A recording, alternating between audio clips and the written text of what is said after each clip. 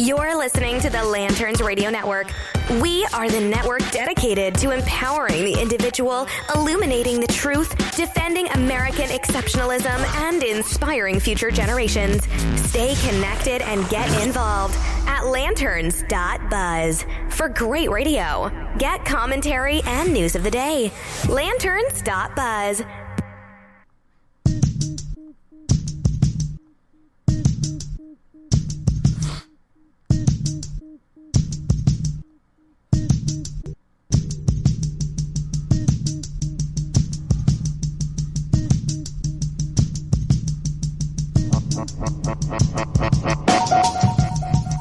Good afternoon, everybody. You're listening to the HoloNet Podcast here on the Lanterns Media Network from Phoenix, Arizona. I'm your host, Matt Holloway. Today we have a very interesting show to get into. We're audio only because I am sick as a dog. And, the G7 summit has been such a shakeup that I decided I had to suck it up and go to work. We also have the Singapore summit coming up, and apparently Kim Jong-un likes McDonald's? We're going to have to see a little bit more about that, according to Drudge. All that and more coming up here on the HoloNet Podcast on the Lanterns Media Network. Stick around.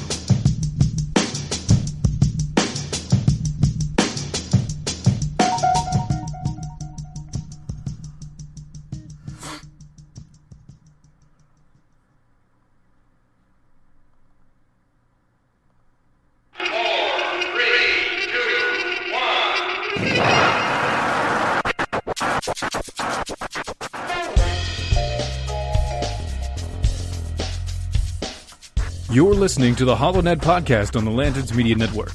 The new conservative resistance begins right here, right now.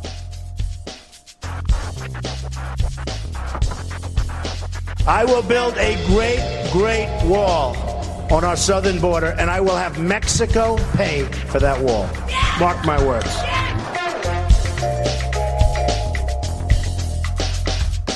The American people are frustrated because their elected officials don't listen. When we're home on the campaign trail, we say we listen. And yet something about this Senate floor, something about Washington, D.C., I don't know if it's the water, something in the air, the cherry blossom, but people get here and they stop listening to the American people. What we witnessed here today in the Security Council is an insult. It won't be forgotten. It's one more example of the United Nations doing more harm than good in addressing the Israeli-Palestinian conflict.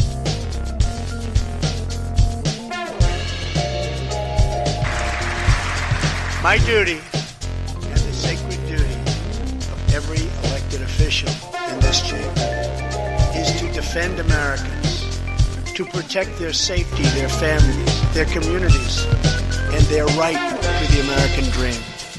Because Americans are dreamers too.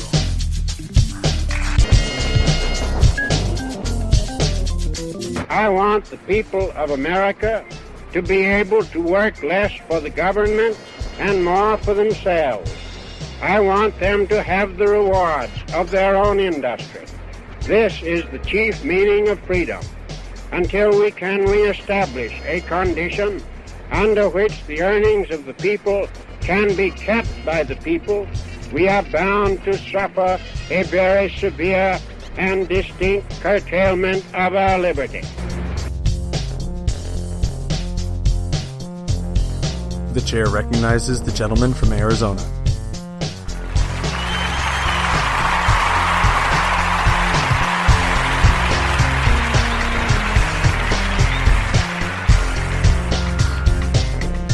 Thank you, everyone. Thank you. Senators, members of Congress, Mr. Speaker, and Mr. President. You had one damn job. Seriously. Allied reinforcements have arrived from the west.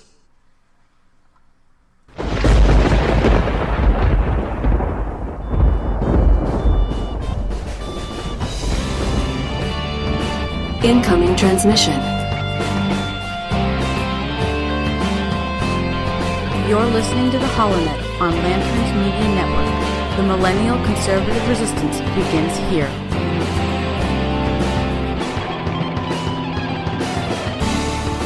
Oh, yes indeed, ladies and gentlemen, boys and girls, children of all ages, the new millennial conservative resistance does indeed begin right here, right now, with you. You're listening to the HoloNet podcast on the Lanterns Media Network, and I'm your host, Matt Holloway. I sound terrible and I feel worse, but I'm here, dang it, and that's what counts. Well, we have a lot to get through. We have to talk about the G7 summit and the subsequent fallout. Anybody catch that picture this morning of Angela Merkel, glaring at the president like he farted in her general direction? My lord, what has it come to where we can't even expect the most mild forms of civility from our ostensible allies? It's getting a bit ridiculous, isn't it? So, I want to take a look to that pretty quickly here. We go to Drudge, which takes us to Daily Mail. Will Kim seek burger diplomacy? North Korean leader could look to bring McDonald's and a Trump-branded hotel to Pyongyang to secure security and investment at the summit. Excuse me, guys. My apologies in advance for the coughing and sniffling throughout the entirety of today's show. As I mentioned, I am sick as a dog, but we must go on because that's what we do. According to the Daily Mail, could the prospect of the Big Mac be all it takes to convince Kim Jong-un to curtail his nuclear ambitions? North Korean officials say the isolated regime wants to modernize its economy and become a normal country during a dinner that followed the recent historic summit between Kim and South Korean President Moon Jae-in. Chung In-moon, a special advisor to the President Moon, who attended the dinner in April, recently revealed that North Korea wants American investments to deliver a boost to the nation's economy. U.S. companies establishing operations in Pyeongchang would also provide a guarantee to North Korea's security. Yeah, mainly because we don't want to bomb out the Golden Arches. I mean, when's the last time you saw us drop a Moab on a Burger King? Just putting that out there, there might be something to this. Is it worth it for North Korea to abandon their nuclear ambitions to bring in, fast food chains? Starbucks, Taco Bell, KFC. Very indicative. One of the first things that people noticed when the Iron Curtain was starting to fall is there was a McDonald's in Red Square. True story. The power of American capitalism will bring peace to the world. Because that is a force to be reckoned with. The power of American industry. So yeah, I really do think this could be a great thing. Bring McDonald's and Burger King and all of our fast food chains there. And we all know President Trump loves his McDonald's. Likes his Big Mac and his Diet Coke, because you got to watch that girlish figure. Speaking of girlish figures, Angela Merkel leaning over the table and glaring at President Trump today. Did you catch that? Oh man, that's fun times. That is the picture, the photo op that is being thrown around the world today. Is Angela Merkel leaning over the table and glaring at President Trump. Goodness. Headlines today show a distinct lack of faith for the overtures in Singapore. CNN says Trump's improvisation faces decades of North Korean preparation. Can't anybody at least look at this and go, boy, I hope it turns out well? Does it seem to you that a lot of sources on the left are actually rooting for a summit to fail? I mean, I didn't think that was the case. I didn't think that was a thing. But apparently it is. There are so many people in this country that would have no problem with the world burning down if it proved that President Trump was inept. Think of that. I mean, talk about hoping for the worst. It really is quite ridiculous. But as we look onward to the Singapore summit, first we have to look back at what happened at the G7 summit. We turn to the blaze. France bashes an incoherent Trump for withdrawing from the G7 trade agreement, and here is what they said. Excuse me. France released a statement on Sunday, condemning President Donald Trump for withdrawing from a previously agreed-upon statement by all 7 nations in the Group of 7. Trump announced the withdrawal on Saturday via Twitter after Canadian Prime Minister Justin Trudeau said his country would move forward with retaliatory tariffs against the U.S. in response to tariffs Trump recently implemented. You know, while we're on the subject of tariffs, did you know that in Canada there's a 30% tariff on dairy products? Because apparently Canadian dairy can't compete with the likes of, like, Arizona's local, like Danizen Dairy here in Arizona. You might be familiar with them. Hashtag not a sponsor, although call me, people. They apparently are unable to compete in Canada right now because Canada imposes a 30% tariff on American dairy products. Because they are so terrified of the power of the American bovine to disrupt the Canadian economy that they cannot allow our milks, cheeses, and other dairy products to be imported without 30%. Man, no wonder you don't see a lot of things with American cheese there. Not for nothing. The French statement goes on to say, "We spent 2 days to obtain a text and commitments. We will stand by them, and anyone who would depart from them once their back was turned shows their incoherence and inconsistency. International cooperation cannot depend on fits of anger or little words. Let us be serious and worthy of our people." However, Politico noted, Macron's statement never explicitly mentioned Trump's name. Come on, guys. Dancing around a topic like that, we know who he was talking about. German Minister of Foreign Affairs Heiko Maas also condemned Trump's move, according to Deutsche Welle, a German news publication. "It's not a real surprise. We have seen this with the climate agreement and the Iran deal. In a matter of seconds, you can destroy trust with 280 Twitter characters." No, do you know what destroys trust? What destroys trust is when you sit through a summit, or at least a large part of a summit, and then you turn around and you make really crappy remarks about one of your colleagues as they're getting on a plane to try to make peace between implacable enemies. Talking to you, Justin Trudeau. And yet President Trump is getting all the flack for this. Sorry, we need to start looking to Center Block in Ottawa for some of the blame for this little debacle. As Germany's Angela Merkel calls Trump's G7 slams sobering and depressing. She made the remark during an interview with Germany's ARD television following the summit in Quebec. President Trump tweeted, after he left the summit on Saturday, he announced the U.S. was pulling back its endorsement of the G7 communique, in part because of what he called false statements at a news conference by Prime Minister Justin Trudeau. He tweeted, "Based on Justin's false statements at his news conference and the fact that Canada is charging massive tariffs to our U.S. farmers, workers, and companies, I've instructed our U.S. reps not to endorse the communique as we look at tariffs on automobiles flooding the U.S. market." So Trudeau later said that he reiterated to Trump that tariffs will harm industries and workers on both sides of the U.S.-Canada border. He said unleashing retaliatory measures is not something I relish doing, but that he wouldn't hesitate to do so because I will always protect Canadian workers and Canadian interests. So, hang on. We have him swearing to protect the workers of Canada. Didn't I mention earlier that they're already quote-unquote protected by their 30% tariff on American dairy? Exactly how much protection do they require?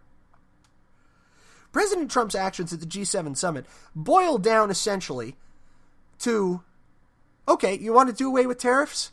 Let's do away with all tariffs. Let's go full-blown free trade. But you see, that's not what Europe wants. That's not what Canada wants. What Europe and Canada want is a continuation of the Marshall Plan, which followed World War II, which was the United States essentially taking bad deals with the distinct purpose of uplifting the economies of nations that were battered by the war. That was the entire plan. Well, you know, the war ended, 60 years? Somebody do the math for me on that. I can't add while I'm mid-show. The war's been long over. The Cold War, in fact, has been long over. And yet, we still have our allies screaming about unfair trade practices. No, it's not unfair when you finally step back and say our country has been getting screwed for the last 30 years through NAFTA and through other one-sided trade agreements. I, for one, am a free trade man.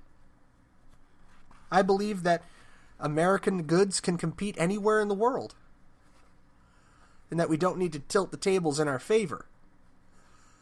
But when you finally right the table, when you sit it on 4 even legs after it's been tilted for so long, I suppose people will take a while to grow accustomed to it again. It's hard to play a straight game when the deck's been stacked in your favor for the past 40 years, isn't it? Socialistic policies, like those at work in Europe and Canada, don't work in a free economy. Or did they think that all of that was just working out on their merits? No. That's not the way the real world works. So when we come back, we're going to talk about the Singapore summit coming up. And then following that, we're going to dive a little bit further into the Marshall Plan connection, which I alluded to. Because Europe has been getting a free ride for a long, long time on the back of American workers. All that and more here on the HoloNet Podcast on the Lanterns Media Network. Stick around.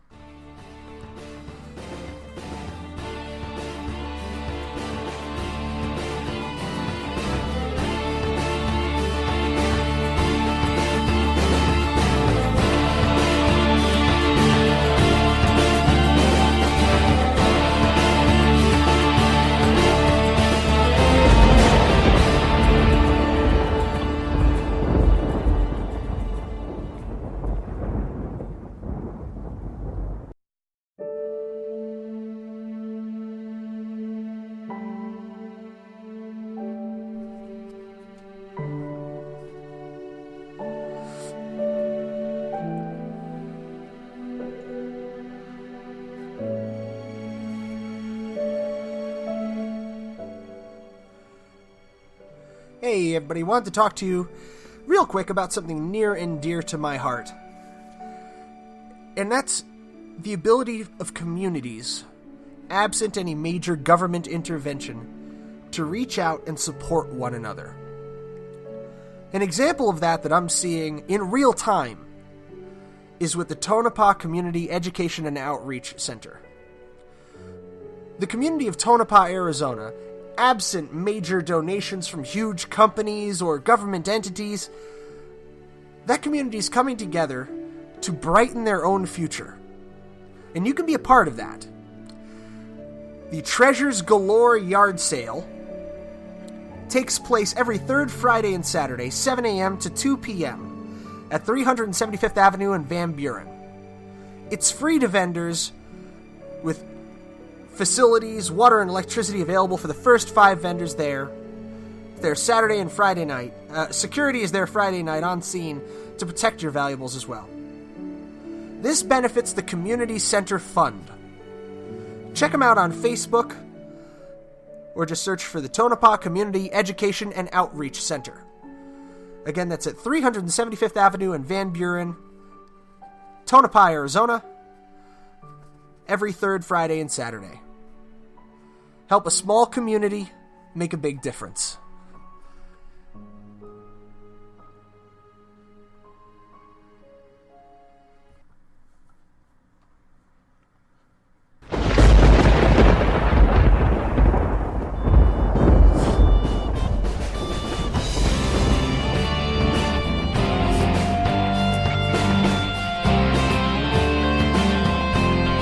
You're listening to the HoloNet on Lanterns Media Network. The millennial conservative resistance begins here.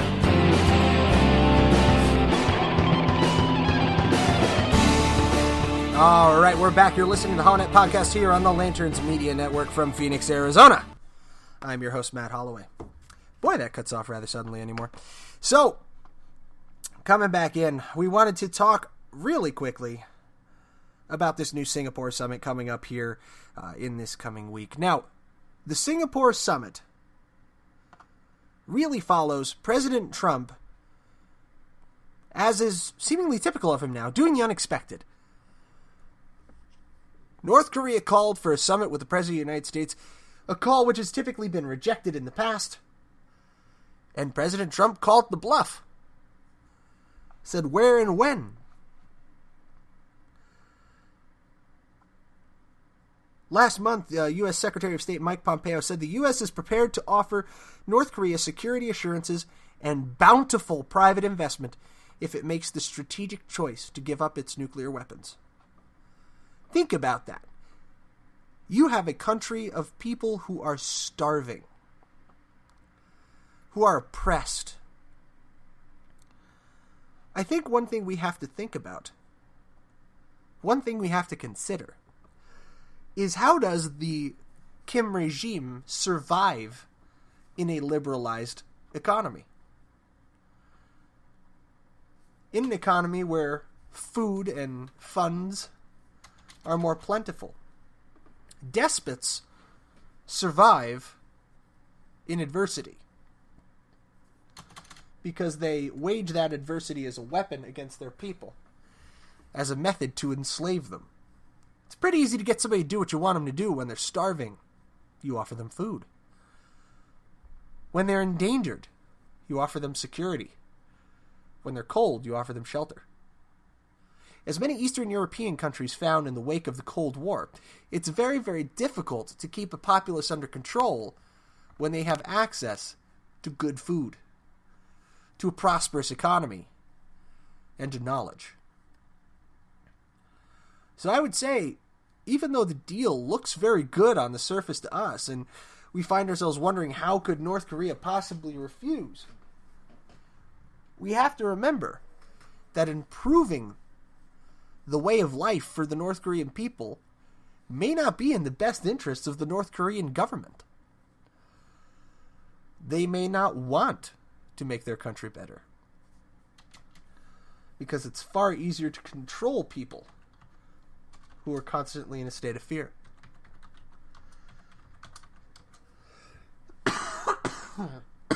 Excuse me. Now this kind of brings me back to talking about the Marshall Plan. The Marshall Plan, if you're not aware of it, was an ambitious plan put in place by the United States after World War II to rebuild the European economy, specifically the economies of Germany and France, which were absolutely decimated by the war. Also Holland and Denmark as well. The Marshall Plan essentially was a set of tariffs and a set of trade restrictions which allowed Europe to flourish. The short title of it, too, was the Foreign Assistance Act of 1948. The United States gave over $13 billion in economic assistance to rebuild Western European countries after the end of World War II. The remains of the Marshall Plan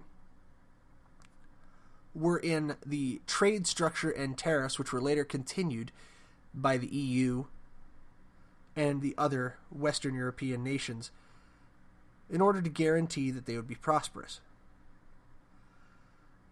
Now, the Marshall Plan was very successful. The Western European countries involved experienced a rise in their gross national products of 15 to 25% during that period. Excuse me. President Truman even extended the Marshall Plan to less developed countries under the Point 4 program, which began in 1949.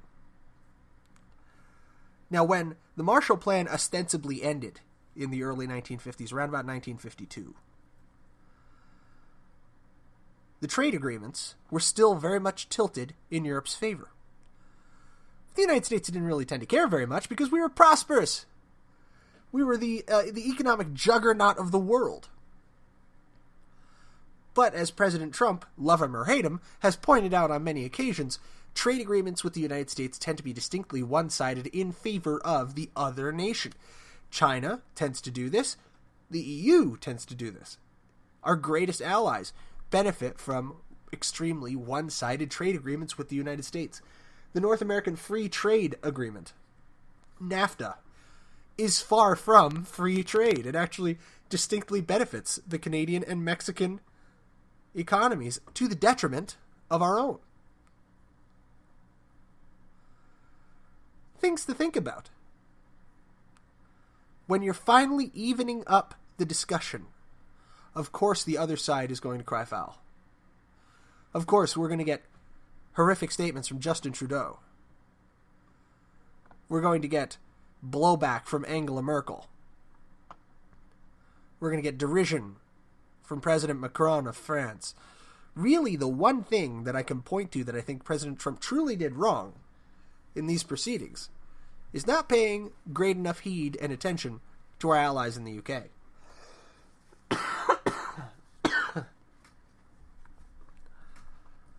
And when we come back, we're going to branch off a little bit more into local news happening here in Arizona, where the race for the U.S. Senate is now heating up, with Dr. Kelly Ward making the statement that former Maricopa County Sheriff Joe Arpaio should be in the race. And one of our other candidates, Martha McSally, making some rather inconvenient videos from her past disappear. All that and more here on the HoloNet Podcast on the Lanterns Media Network. Stick around.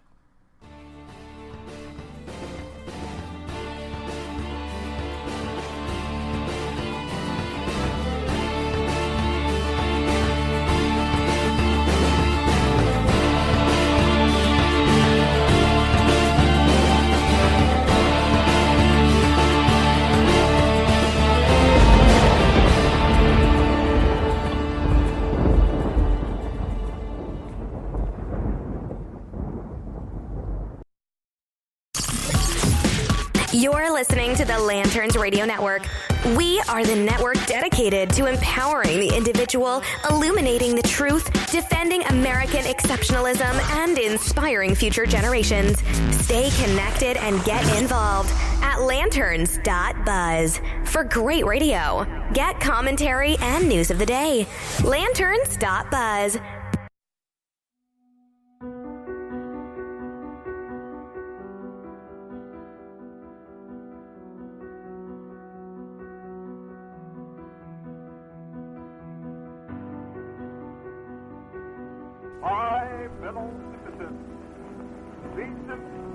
And imposed upon the patriotic people of this country a responsibility and a duty greater than that of any since the Civil War. It is the common people of the world that are interested in this business. They know when we have war, it is they that have to bear the burden. It's their sisters and mothers and daughters that have to wait, trembling, to hear the news. We are called as a people to give testimony in the sight of the world to our faith that the future shall belong to the free. Since this century's beginning, a time of tempest has seemed to come upon the continents of the earth. I would remind you that extremism in the defense of liberty is no vice. And let me remind you also that moderation in the pursuit of justice is no virtue.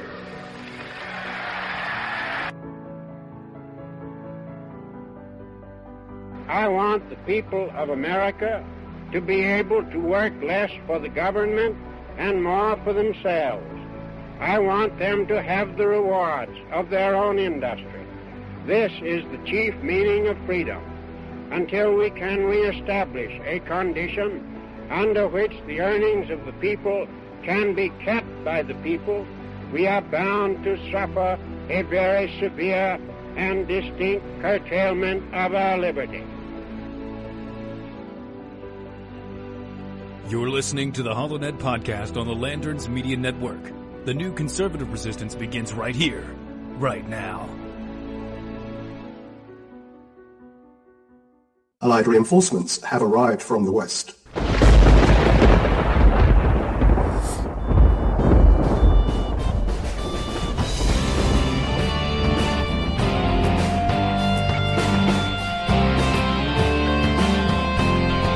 You're listening to the HoloNet on Lanterns Media Network. The millennial conservative resistance begins here.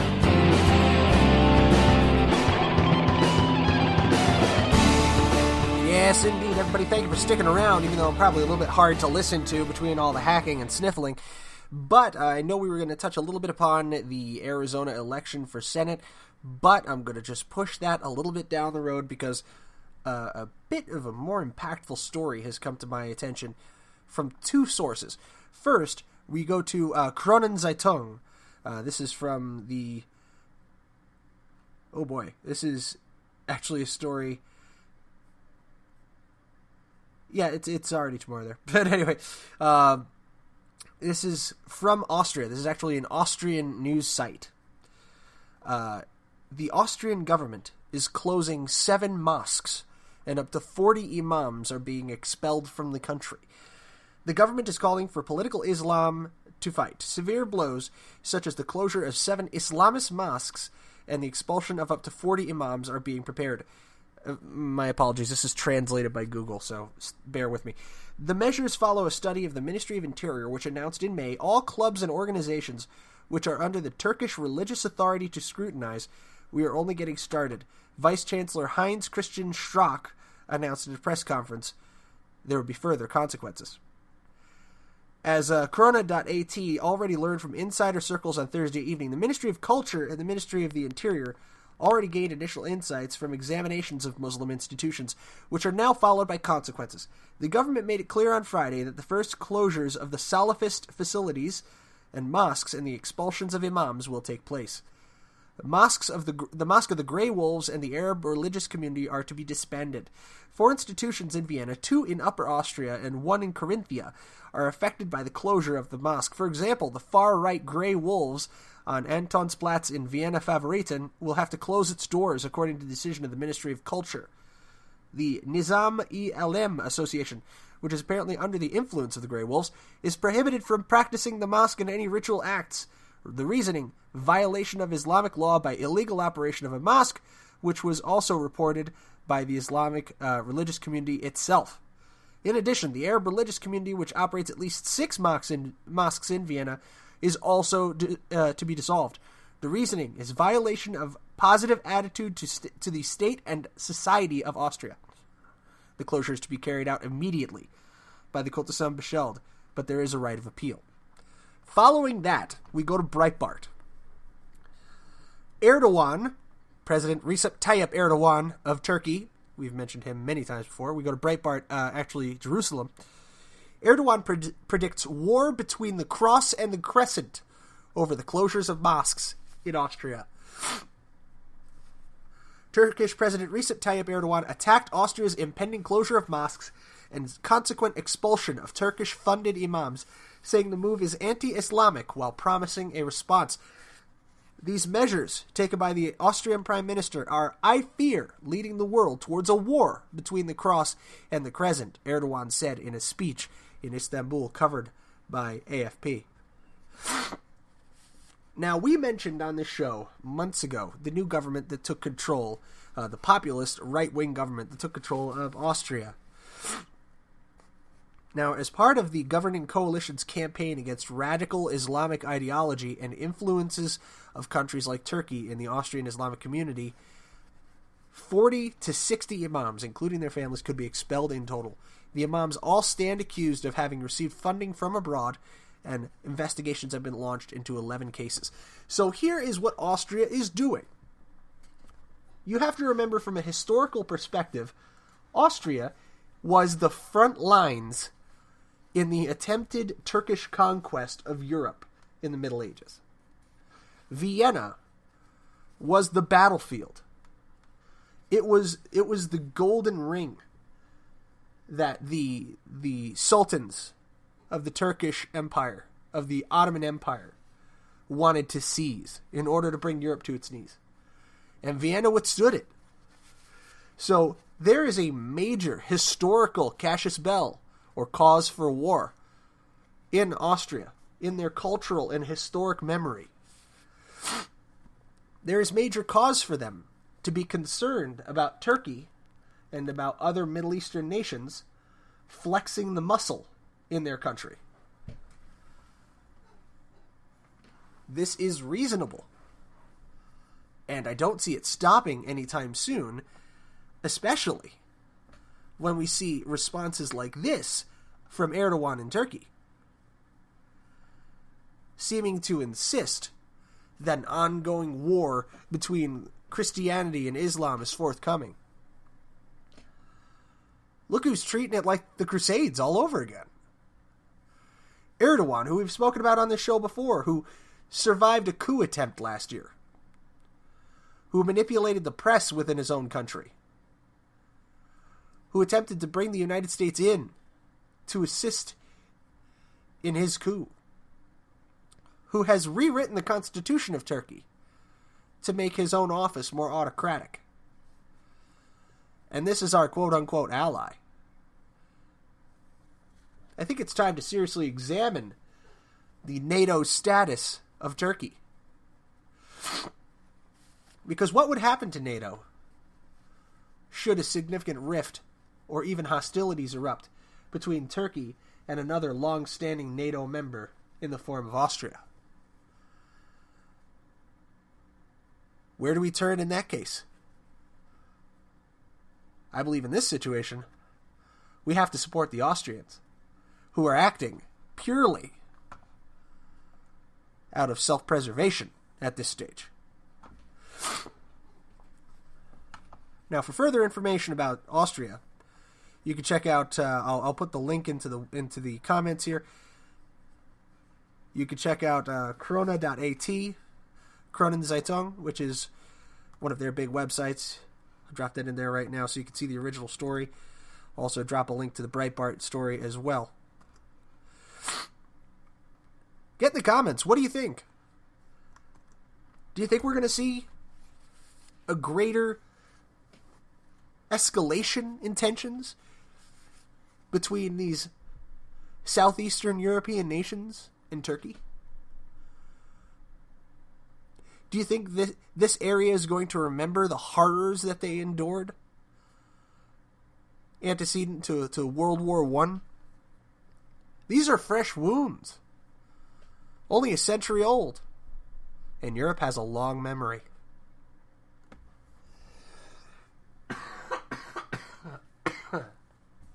Excuse me. Now, as promised, we're going to look to the blaze real fast. And we're going to look to my home state here of Arizona, where Senate candidate Kelly Ward has said that former Maricopa County Sheriff Joe Arpaio shouldn't be in the race. Now, it's kind of common for any politician to say that their competition should drop out. But is there a little bit more to this? Go to that story right now by Terry Webster. Kelly Ward, top Republican candidate in the Arizona Senate primary, claims President Donald Trump told her that former Maricopa County Sheriff Joe Arpaio shouldn't run. In a video obtained by the Arizona Republic, Ward made the comment that she addressed supporters on May 24th. She referred to a conversation she had with Trump last year. Ward said she was with her husband and her daughter when she was introduced to Trump at his Mar-a-Lago resort. Trump basically knew everything that was going on in Arizona, and in the race, Ward said, he had his opinions. He was like, you're up 15 points on Martha, and Joe shouldn't get in. He had a few other things to say about that. I'll keep to myself. One of the dynamics at play, according to the article in The Blaze, is that Ward and Arpaio could split the conservative vote in the primary and hand a victory to McSally. Now, along those same lines, another story comes out about Martha McSally. That she's removed a video of her defending DACA. Defending the DREAM Act. I would call that a good move for her. Because if she's trying to capture some of the more conservative right-wing vote here in Arizona, that's a poison pill.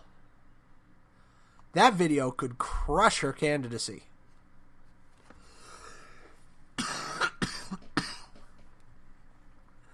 According to the release, McSally asked Kelly during a House committee hearing John Kelly that is, if he could assure her that DACA recipients would not face deportation. She said, "These children were brought here at no fault of their own. In Arizona, there are 57,000 of them. Uncertainty brings fear to my constituents in this position. Can you assure me that they will be protected?" John Kelly responded that they would not face deportation. A YouTube video of the interaction was embedded with the news release, according to the report. It had the caption, "To watch the exchange from the hearing, click below." The video is not currently available, meaning it was either deleted or made private. 2 other videos not related to DACA that also showed part of the hearing are still available. So who removed it? McSally's congressional office manages her YouTube account, according to the report. When a third party gets a video removed, YouTube places a message on the video to that effect. McSally co-sponsored legislation in 2017 to provide legal status to some children of undocumented immigrants, the report states. But when she decided to run for Arizona Senate, McSally asked last month that she be removed as co-sponsor.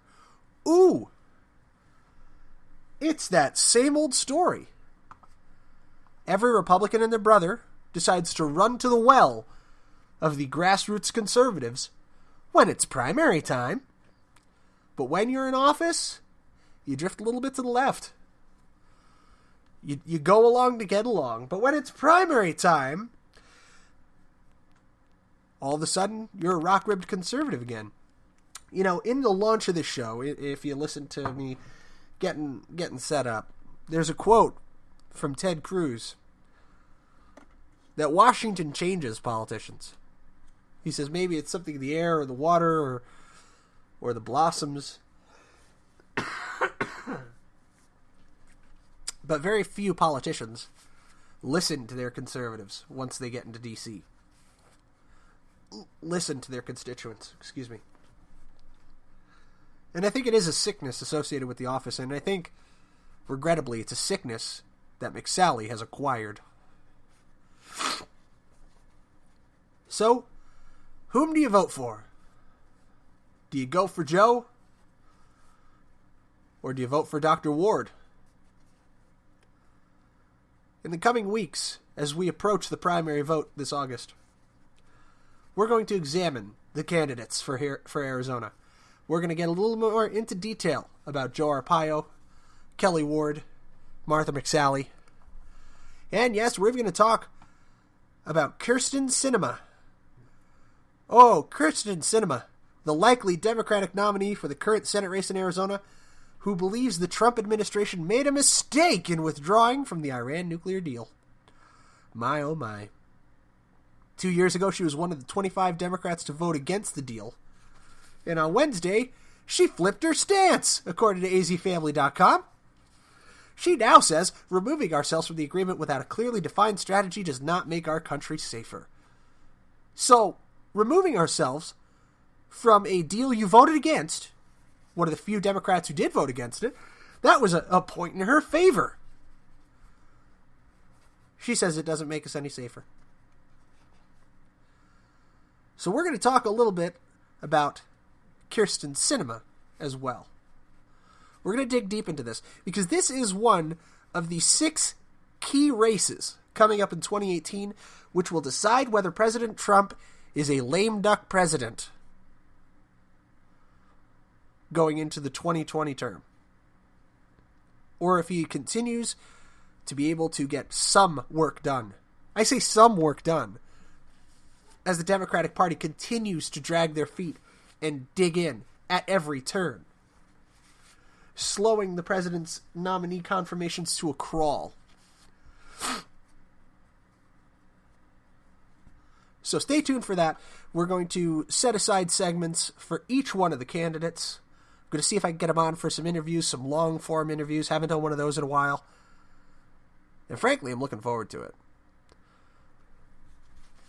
So let me know in the comments, who do you want to hear from first? You know, do you want me to try to get a hold of Kelly Ward? Do you want me to try to get a hold of Sheriff Joe Arpaio? And we're going to work on that coming up in the following weeks here on the HoloNet podcast on the Lanterns Media Network.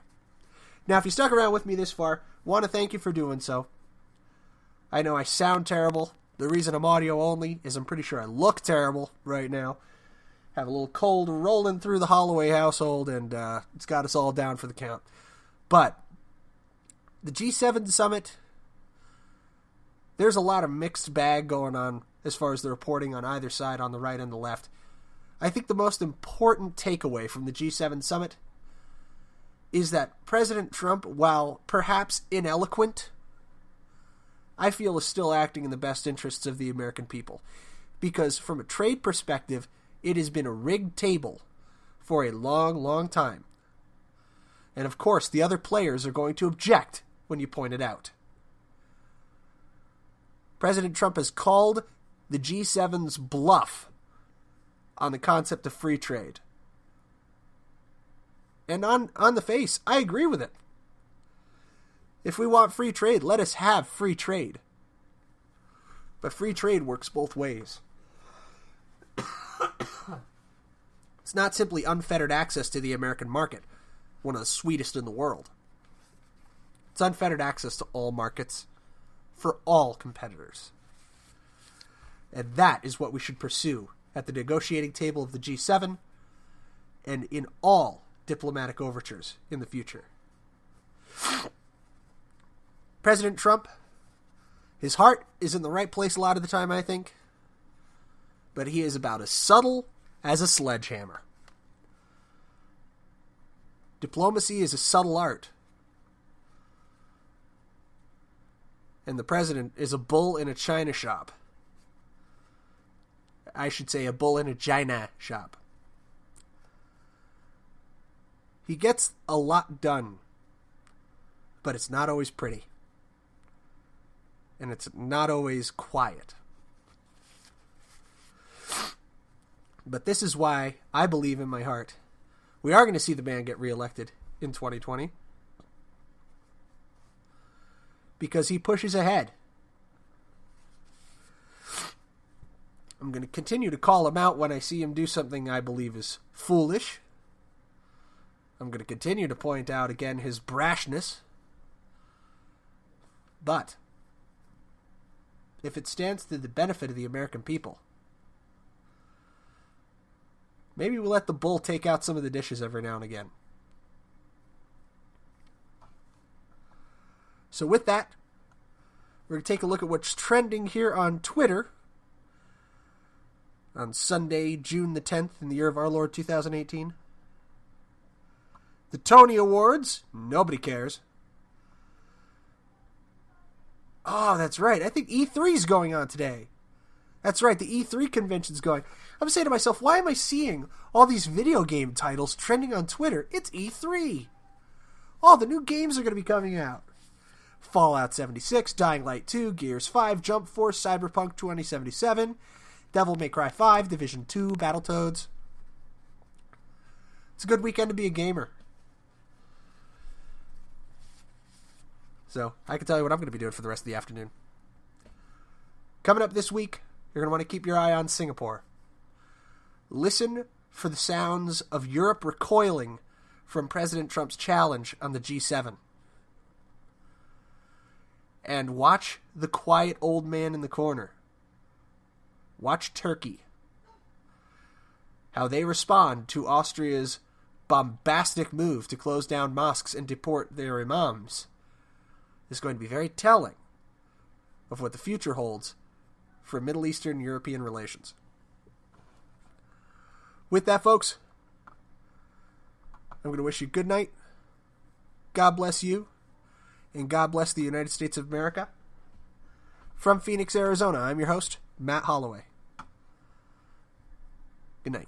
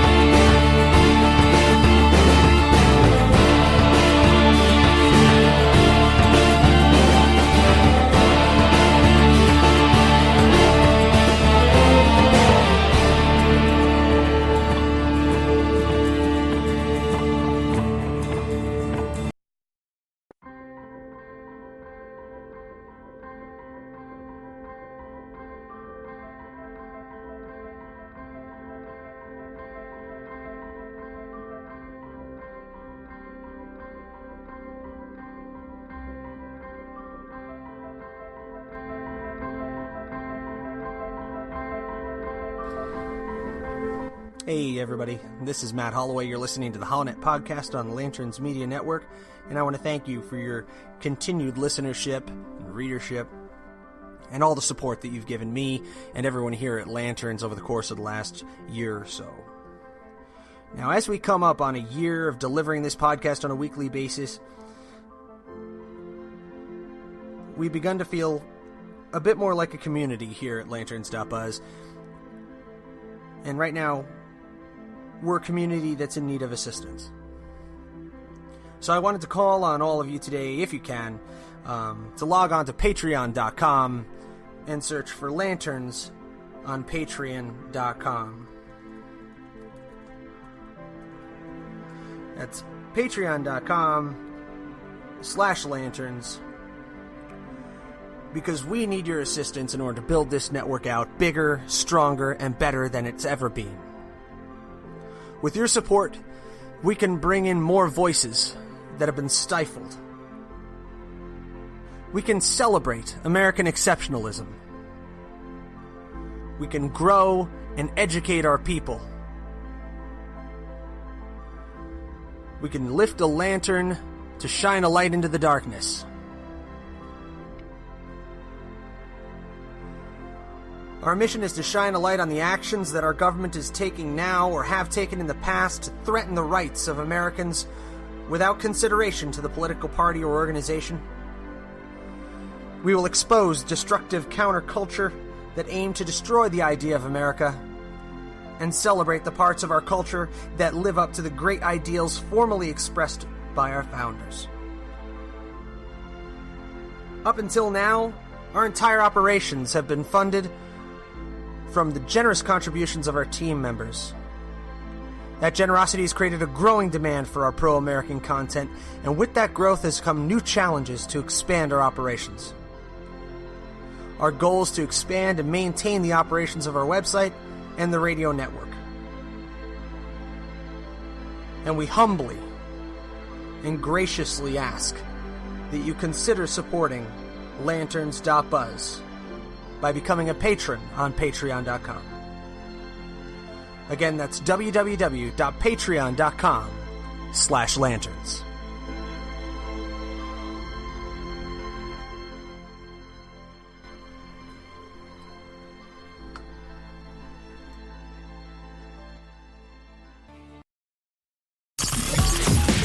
You're listening to the Lanterns Radio Network. We are the network dedicated to empowering the individual, illuminating the truth, defending American exceptionalism, and inspiring future generations. Stay connected and get involved at lanterns.buzz for great radio. Get commentary and news of the day. Lanterns.buzz.